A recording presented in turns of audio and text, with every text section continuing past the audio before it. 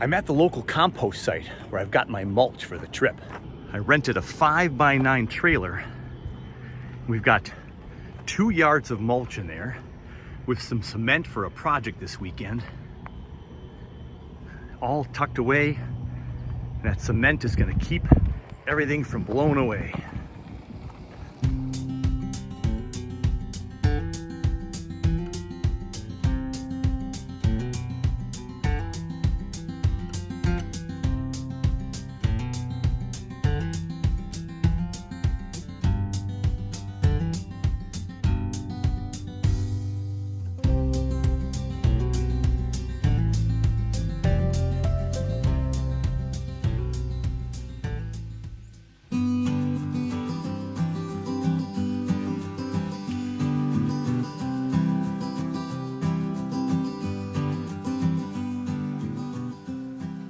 It doesn't look like I'm going to be able to go any further back into the land because this is where the house was before, and there's a few cinder blocks still in the road.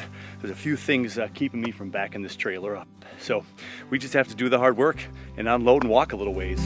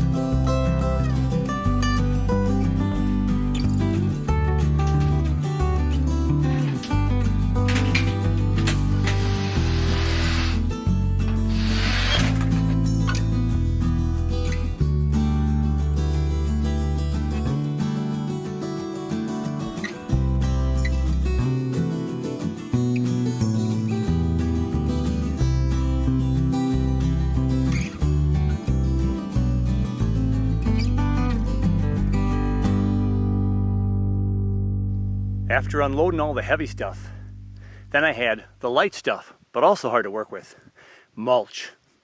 After I got the trailer in place, I figured this would be a good spot away from the car coming in and going, and I can bring the mulch either side of the big pine tree.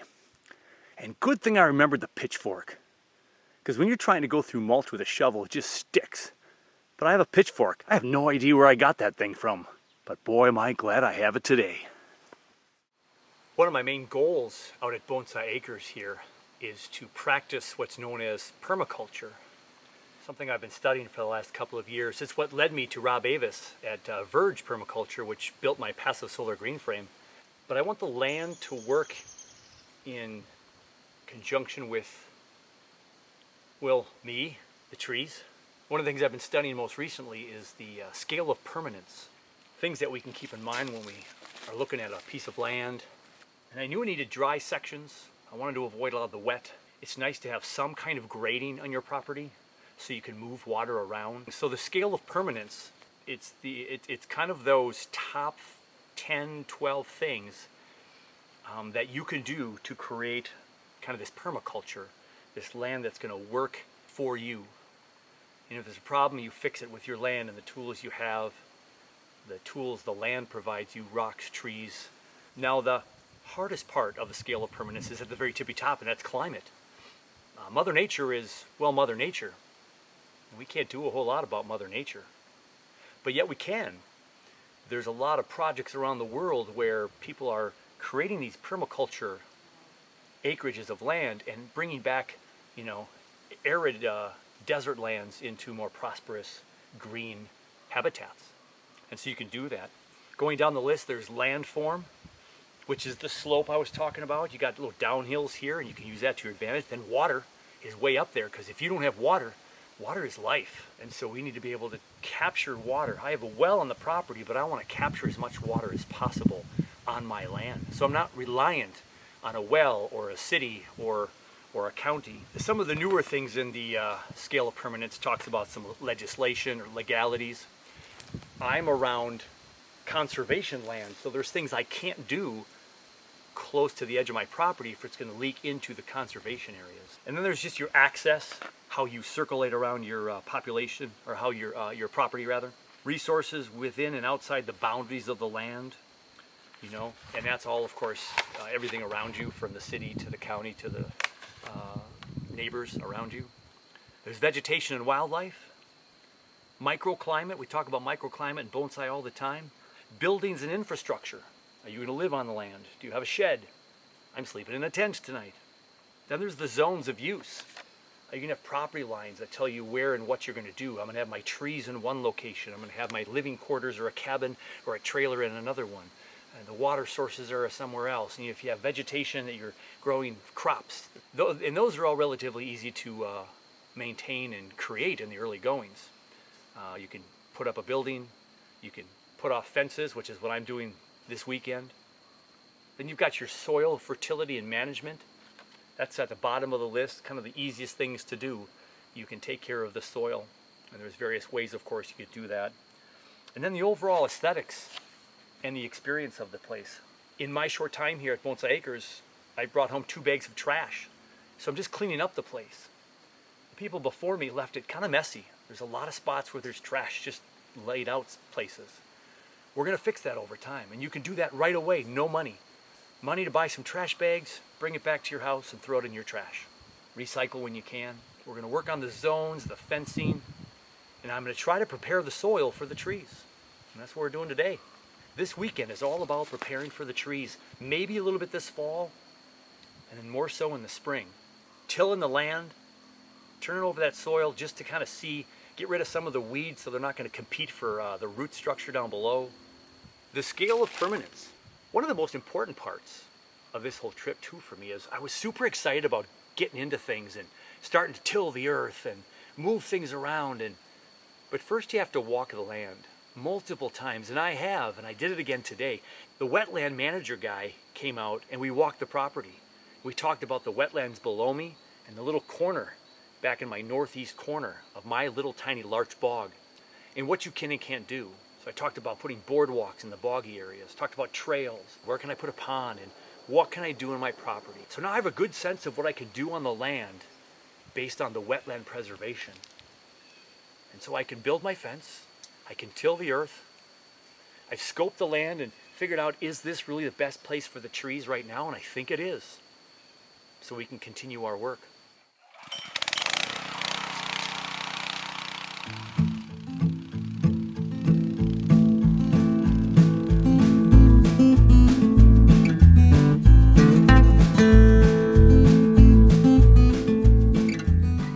It's kind of fun to think back. 4 years ago, in the spring of 2020, I put in my first trees at Bonsai Acres up close to where I live in the east side of St. Paul on the Kruger tree farm. Now I'm tilling again. I remember tilling back then because I didn't know how to use the tiller really well, and I even had to jockey with this one a little bit to make sure I knew what I was doing. It's digging up some land, getting up some of the weeds. Can do some measurements here and keep tilling up and see what we got going here. Get our first little plot of potential trees going.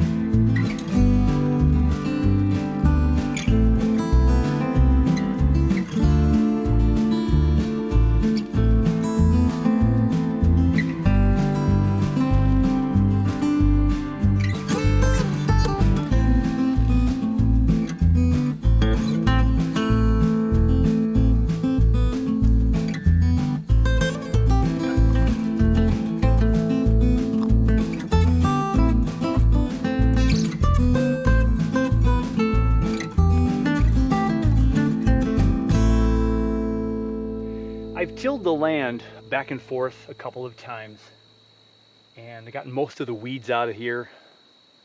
And it's a little bumpy. We'll rake it as we go. We'll drill some holes eventually. But I want to start setting some cement. So I saw this on another YouTube channel. This guy made this pergola that could be moved. He could rotate his pergola if he needed to. And what he did is he put his cement inside a 5-gallon bucket here, and then he used these post metal pieces that hold the post on. You got your 4x4 in here, and you drill it on for good secure measure. And you put this right in here in the cement. And of course, the glory of this is you can pick this right up off the ground if you unsecure the post from here, and you can move these anywhere you want after the fact. So you don't have posts stuck to the cement and you can't reuse them, or it's just kind of cumbersome. So I thought I'd try it here up at Bonsai Acres. So what I have to do is make some cement, put it in here, and put this on here so it's nice and flush here with the top of the bucket. And then this will all be under the ground. You won't see the bucket. And then if we ever have to move it, if I want to reconfigure this in the coming years, it'll be a lot easier to do that. So it's time to have a flashback to the PSGF and start mixing some cement.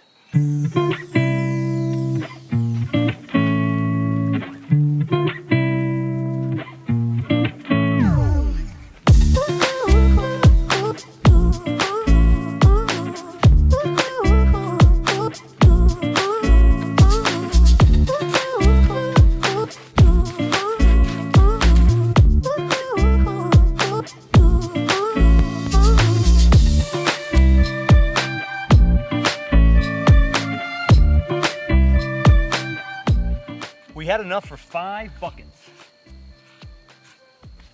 About 8 bags. One bag only goes about 3/4. So I was able to use 7 bags for 5 buckets. This one's a little low, but the support bracket will just be a little bit higher. It'll still be in plenty of cement.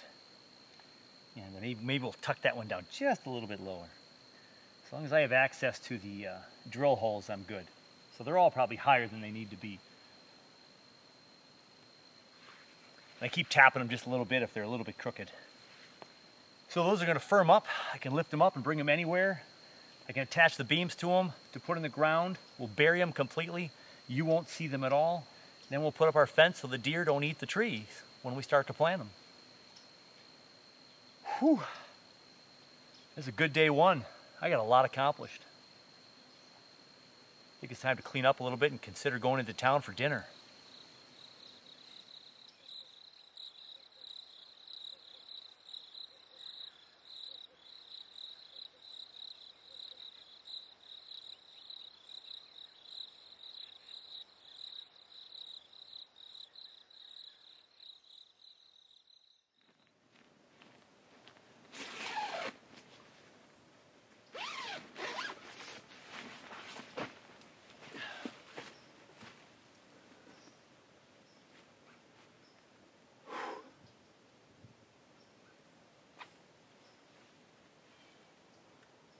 It's about 7 o'clock in the morning, and I'm the loudest thing going on right now. A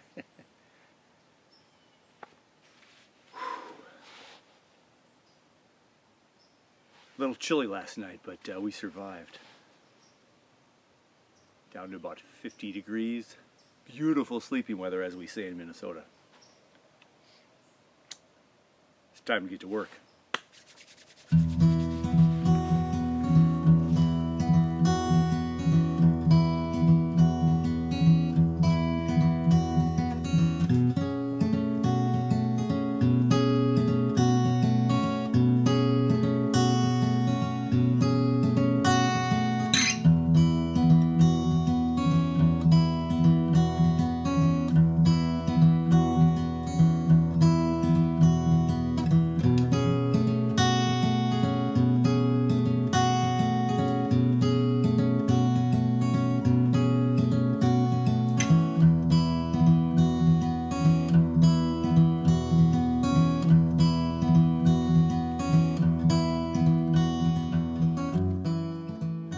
This is the first area that I tilled over. We did that yesterday. And I also set the post support metal brackets into the buckets. And there we have laid out the first proposed fence structure. So again, each one of these post supporters are in a bucket with cement and the metal piece that'll connect to the 4x4 posts that I brought down from the upper part of the property. We'll bury those completely in the ground so the post is only seen by the eye, none of the green buckets. And then if I have to make it bigger, narrower, wider, I unattach the fence, I go ahead and pull up the buckets and reposition them. I've got the auger system here from my friend Neil, going to be digging some holes in a little bit. I'm trying to do the heavy lifting first, where it's quieter, because even though we're in the middle of nowhere, it seems, and it appears quiet, my neighbors are only about 3 blocks that way, and I don't want to start the mower at 7 o'clock in the morning, so I'm going to try to wait till 8. So, surveying. This is a good reminder to have me slow down and figure out what we're going to do, because once this is in here, it's in here kind of permanently, but again, purposely making it so I can change it if I need to. Now this little alcove in here I'm really excited about. So there's a ridge line that goes pretty steep right here up to the fire pit, and around here you can see this is a nice steep hill here, and it comes down to this part I've mowed, and then it goes down again here. Here's another ridge line right here. Well, at the bottom of this ridge line by the lawnmower there and those little line of trees, there's a nice little gully right there already.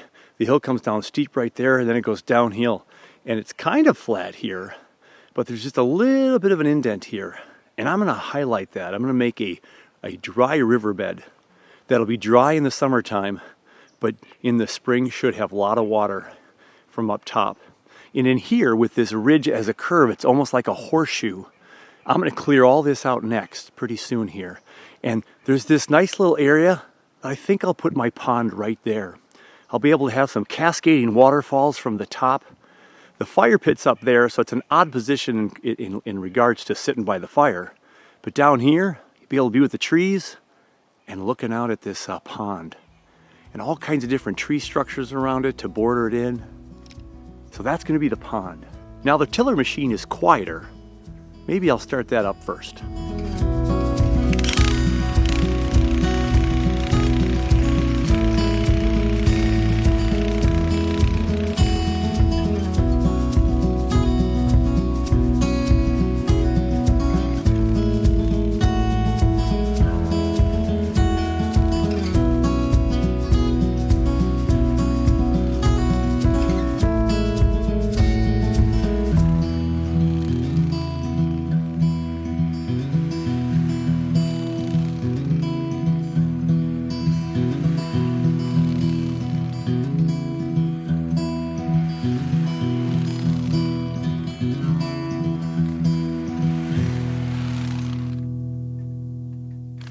Back behind me is the shed. I'm walking down the path that I cut earlier this summer, and it's going to lead us to where the sun is just coming up over the trees now to reveal the trees. Now when I say the trees, I mean the future trees. I just finished tilling 2 more times today, left and right, front and back. And the 4 green buckets are in place for the corners. It's going to be 23 by 23. This gets me just to the left of a couple of trees that are growing here. So we'll protect those trees. They'll be inside the fence line. And then we have the bucket over there and the bucket over there. So this is morning sunshine on what will be the first iteration of Bonsai Acres. 23 by 23 square. And we'll see how many trees we can get in there with a couple of poplar trees that we're going to save in case we move things around. I want trees to mature and continue growing on the land, and or these few trees that are on the soil right now could become bonsai trees if we propagate them the right way. So that corner's got to be first. Now that corner is the lowest part of all 4, so I don't have to dig quite as low. I'll get it started, then I'll just leave it exposed. We'll cover that with some dirt and kind of make it mounded up just a little bit. But I have 8-foot posts. I'm only gonna have a 6-foot fence. I should be fine to make that post a little bit lower into the ground. We're gonna start up the auger now and get to work. Let's see what that's gonna be like.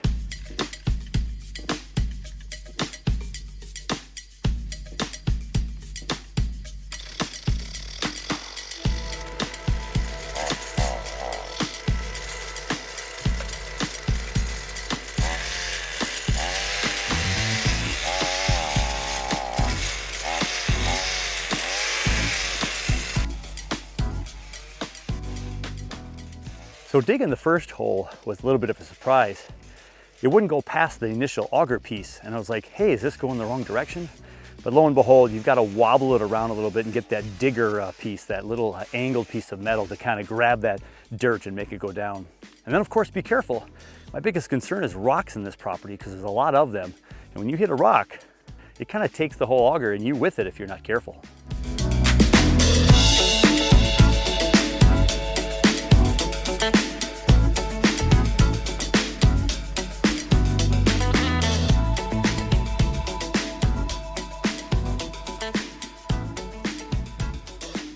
Okay, so hole number 1 is dug.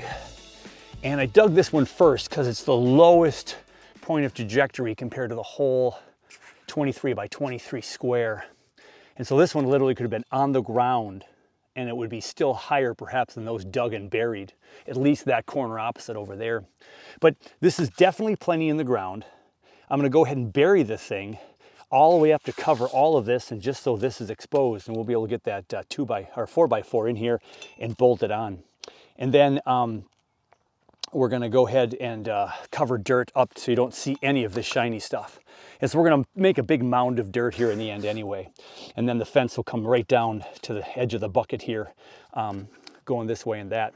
So one thing that I wanna make sure that I'm level on is twisting the bucket. So this post goes to that post as straight as possible. And then this has to be straight as possible with that one. And again, this is going to be wire fence with a 2x4 stud probably. I'll probably run a 2x4 stud on the top and the bottom just to secure these posts from wobbling around. The fence alone won't do that. So I'll have 12-foot posts going from top to top and bottom to bottom just for a little security. And then it's just gonna be wires, just trying to keep the deer out. I don't want the deer eating all the trees. So this one's dug. We'll leave this one in here and we'll go do the next one. My main goal is to get the 4 post holes dug first. Once those are in the ground in a place that I'm comfortable with and I'm happy with, and then the rest of later today and then tomorrow morning if I need to, I'm just gonna dig about 20 holes for the trees I might put in this fall yet. So we'll get some pre-holes dug so it's easier for me when I come up in the fall. One of the nice things about putting these support connectors in the cement in the bucket in the middle is I'm going to be middle post to middle post measuring 23 feet. I said many times before on the passive solar green frame, measure twice, measure 3 times if you have to, because you don't want to do this over. I'm not going to fill in any dirt until I have all 4 holes dug, but this one is pretty sturdy. This is facing the right direction. We have open to open, and then this way to that way. We got to hope we're as straight on as we're going to be. And again, if these posts are slightly off, the 2x4s that go across and connect them will secure them up just fine. That's what nuts are for, screws and bolts and all those kind of fun things. All right, on to 3 and 4. The heat of the day is behind the trees. My friend Steve came up. We took a break, went into town, ate at the local saloon. First time I've been in there. Carrick only has 71 people, but there's a saloon there. A lot of AT four-wheelers stop there for beverages and for some food. So I brought down some 2x4x12s that I picked up in town after I returned the tiller. So we got some green treated 2x4s that'll go bottom and at 6 feet. So it'll hold the pillars together and then we can put the fencing on there. That won't be till the next trip. But I think I'm gonna start burying some of these buckets now. So let's bury some buckets.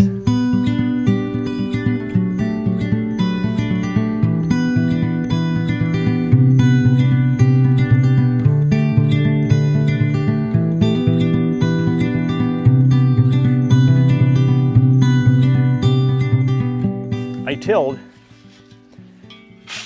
so I know I have some loose dirt, along with the dirt that I used to dig these up to begin with.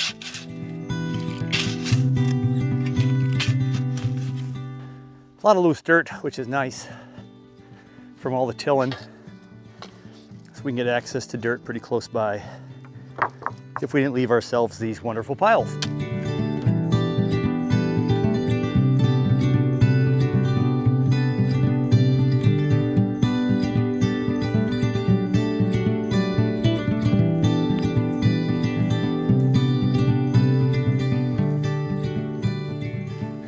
Get some water down these buckets to settle some of that dirt. And then we'll throw some more on top.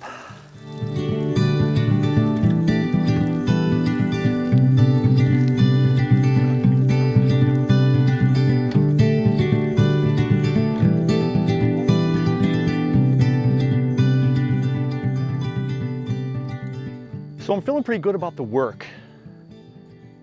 I didn't get enough buckets filled with cement, so that's kind of a bummer. I got 5, I need 8. And I forgot to buy cement in town today, but you know what? That's fine, we won't rush it. We'll get 3 more buckets completed next time I come up. Maybe tomorrow if I go to town early enough. We'll get 3 more buckets done, and then we'll have 4 more to put in the ground in the middle points, so our 12-foot 2x4s can reach halfway. And I was even considering if I even use the buckets at all in the centers. Maybe I just put a 4x4 down a foot or so, because they are 8 feet tall. I only need 6 feet above the ground. I could go a foot down, and then they'll be attached by the wood so they won't go anywhere, and it's just holding up a little bit of fencing. But something tells me I want to have the permanence of the firm other 4 buckets that again can be taken apart at any time, dug out of the ground, and repositioned if I decide to do that. We'll see how I'm feeling in the morning. But you know what I'm going to do right now? It's still warm, it's really calm, it's beautiful. I really stink, I do. 2 days of this and I haven't had a shower. So I'm gonna get my swimsuit on. I'm gonna get a new t-shirt maybe, or maybe I'll leave this one on. I'll bring a new t-shirt with me. I brought my paddleboard with me and I'm gonna go to the Kettle River and do some paddleboarding. After all, I gotta have some fun too. Although this has been a blast, I love this. But let's go paddleboarding. It's 7 o'clock in the morning on Sunday, day 3 at Bonsai Acres, and I did my morning Shinrin Yoku. On this morning's walk, I was carrying around the green tape, and I went ahead and marked the trees on the south end of the property, the long south stretch. So when I start thinking about my Shinrin Yoku trails in the future of Bonsai Acres here, I know where to stay north of, so I can walk, people can walk and not have to be on the other people's property. In the southwest corner, I found the conservation easement borderlines, south of my property and west of my property, conservation easement boundary. So they're protecting all the lands almost all the way around me, which is really cool. And if it's under protection, we can cross our fingers that it's less likely that anything will happen in the near future anyway. But you never know. Lands have been taken before. People have come in and changed the rules. But Shinrin Yoku on a beautiful Sunday morning. A little breezy today, so it'll keep us cooler as we finish some of our work. I brought down some mulch today from the mulch pile up by the shed for 2 reasons. I wanted to mulch the existing trees in the 23 by 23 foot square so those trees can get some moisture and survive. Been a very, very dry September. Most of Minnesota in kind of a pre-drought stage after the wettest spring on history and now the driest and hottest September in history. Times are changing. The climate, the planet's doing weird things. So part of my goal here at Bonsai Acres is to make this as sustainable as possible. So I'm going to be creating some what are called swales. I've mentioned those I think earlier in the program. A swale, a place to capture water. I'm going to have a pond up here.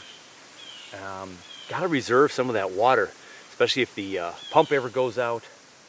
But I want these trees to survive. And then I also put the rest of the mulch. I put a wheelbarrow in each corner and then spread it out over the trees. And then the leftover I just left in the corner for future tree plantings. So all that's left to do today is to start up the auger again and drill about 20 to 30 holes. I don't know if I'll get 20 trees up here this year, but I will get some trees, I hope. And if not, the holes will be kind of pre-dug for the springtime. So if you can see in that little dug out area, that's where I envision the pond. And the pond's gonna come out and trickle. The spillway is gonna be right here. And that's that path right down here. It's gonna go all the way down so it can go down into the bog, the old larch bog. So with my 4 walled fence here, do I put the doorway here or do I put the doorway over there? Now the problem with a river, a dry creek bed here, is I won't be able to get a wheelbarrow in and out of here. Without a bridge, of course. So I'll be constructing some kind of bridge.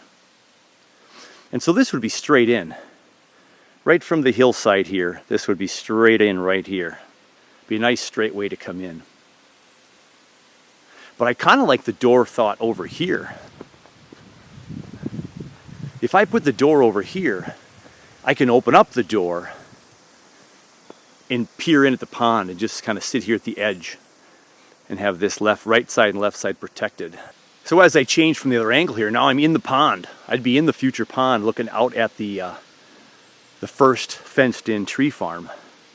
And if the fence is right there, right in there, those doors can be open and I can see right into the pond. Now upon closer inspection, I have to think about this, although I'm not building the fence today. Coming right down from the hillside right over here, and even if there's a creek there, it's a shallower creek, it's pretty level there, and I can just go right over that little bridge if I have one, right into the doorway. Whereas over here, the bridge would have to be coming over there, and then I have to take a right-hand turn into the fence here. So I don't think this side over here will be the most easy to get a wheelbarrow in and out. Straight in, right here, straight into the farm would be best. And then over here, well, it's just a fence. You'll still be able to see the pond.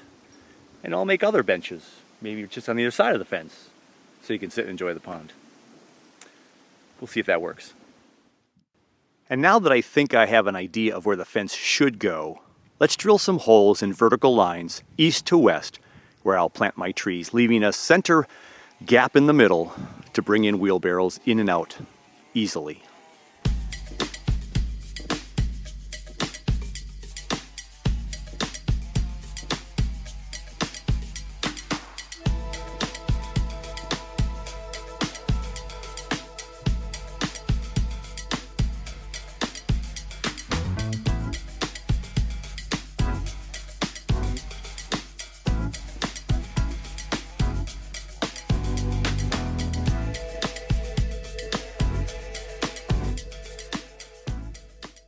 So I took off the sprayer off the hose, and lo and behold, there seems to be a lot of pressure.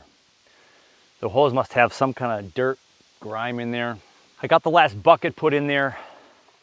I need to make 4 more at home. Right side, left side, 2 in the front for the doorway. And man, is this ice water cold. Yeah, the auger got the best of me about 6, 7 holes in.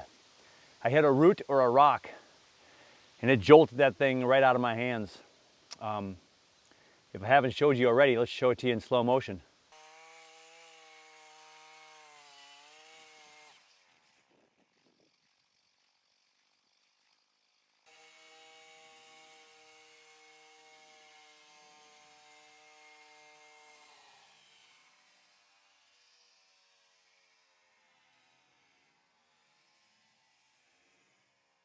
So I was trying to get some angle on there and twist it around and get it down, and boom! So I have a bit of a welt here. Don't know if I broke it. I continued and drilled about 10 more holes. Whew, that's cold.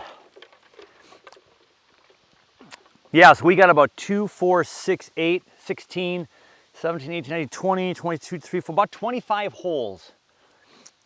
I think I still can put another row down this side and another row down that side and still have plenty of room for a big old wide entrance. So at least 16 more. So 25, 35, 41. I can get a good 40 trees in here. Now keep in mind, that's with some of the poplars already in here.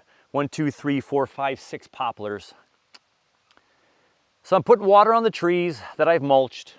Hopefully they'll survive the rest of fall, give them some nice moisture to get set into winter. It's dry, no rain in sight for at least a week plus. That means almost 30 full days without rain in most spots, a full month. Yeah, I'm glad this didn't happen on day one, but it is time to stop. It's coming up on 10 o'clock in the morning on Sunday. I was hoping to leave by noon. I've got most of the things packed up already. Did that when it was early in the morning so I wouldn't wake up the neighbors, because that auger is pretty loud. So it's time now for me to take a walk around Bonsai Acres. Take my walk before I leave, just a little bit, scope things out, kind of see how I'm feeling about things. Had a couple of nice bonfires, sat in the hammock. Got a lot of work down here on parcel number 1 for the future trees. I mowed some more grass, made the passageway a little bit bigger down here, possibly clearing out more room for the next parcel. I'm really excited about where the pond's gonna go. I also was able to walk the perimeter on the south end and put the green tape all along there to kind of signify where the property ends. So when I make my Shinrin Yoku trails, I kind of know how far in to be, and I can kind of make my path and not worry about staring at my app all the time and trying to find the boundary lines. I'm glad I had some ice left in my bucket here for my wound. Keep that swelling down just a little bit. With all this dry weather, the fern groves really took a beating. You can see all the brown. As I go around to this side as the sun peeks out over the trees. Yeah, a lot of brown. The ferns have had their heyday this spring, but quite opposite now in September. Back in the northeast corner of the property is the larch bog. You can almost walk back here with regular shoes this weekend because it's so dry. And look at those green larches, and it's almost October. They're gonna be beautiful in a few weeks. Can't wait to come up and see them in their golden glory. A little bit of color on some of the poplars, some maples, really late this year.